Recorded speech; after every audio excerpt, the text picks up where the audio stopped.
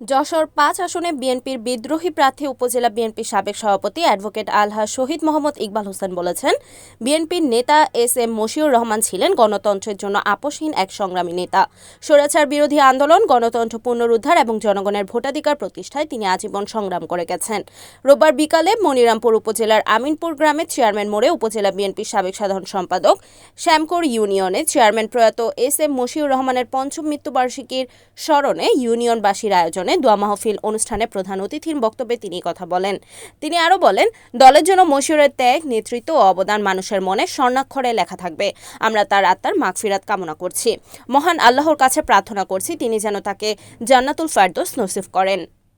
আগামী ১২ ফেব্রুয়ারি নির্বাচনে কলস প্রতীককে বিপুল ভোটে বিজয়ী করতে ভোটারদের প্রতি আহ্বান জানিয়ে তিনি বলেন, কলস প্রতীকে ভোট দিলে মানুষের অধিকার, উন্নয়ন ও গণতন্ত্র রক্ষা ও একটি পরিবার থেকে মনিরামপুরের বিএনপি উদ্ধার হবে।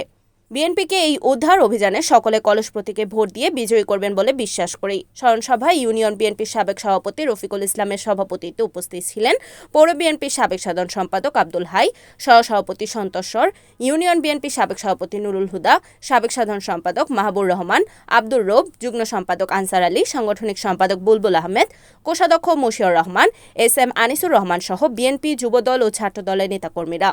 আলোচনা সভা শেষে এস.এম. মশিউর রহমানের রুহের মাগফিরাত কামনায় দোয়া মোনাজাত অনুষ্ঠিত হয়। বাংলাদেশের ত্রয়োদশ জাতীয় সংসদ নির্বাচন অনুষ্ঠিত হবে।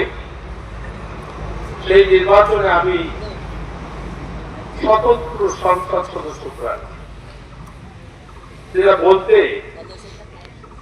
যেমন আমার লজ্জা করে, সেটি শুনতেও আপনাদের হয়তো লজ্জা করে।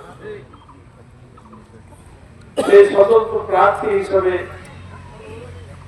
আজকে আমরা বিএনপিটা রক্ষা করার একটা আন্দোলনে আছি।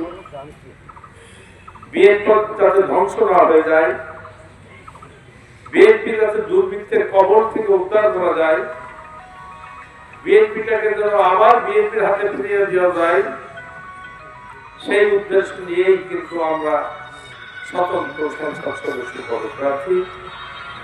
আর আমরা মনে করি যে এবার যদি বিএনপিকে আমরা রক্ষা না করতে পারি, আর কখনো যারা আমাদের ছেলে, যারা আমাদের ছোট ভাইরা বিএনপি করে, তাদের কাছে আর এই আসন কখনো ফিরে আসবে না, যদি এবার আমরা পরাজয় বরণ করি। তাই আমি আপনাদেরকে অনুরোধ করব, বিনয়ের সাথে অনুরোধ করব, যে আর নির্বাচনের মাত্র আর 3টি দিন আমরা প্রচার করতে পারবো। এই 3টি দিনে 3 দিন না, 2 দিন, মানে কালকে শেষ, পরশু দিন সকাল 7টায় আমাদের প্রচার কাজ শেষ হবে।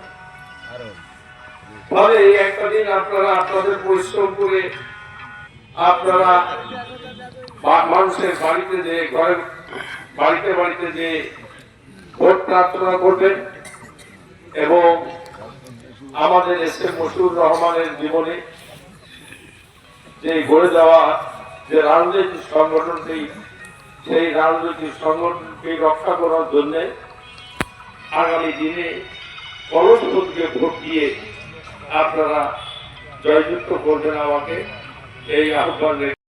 রিপোর্ট উত্তম চক্রবর্তী, NNTV, যশোর।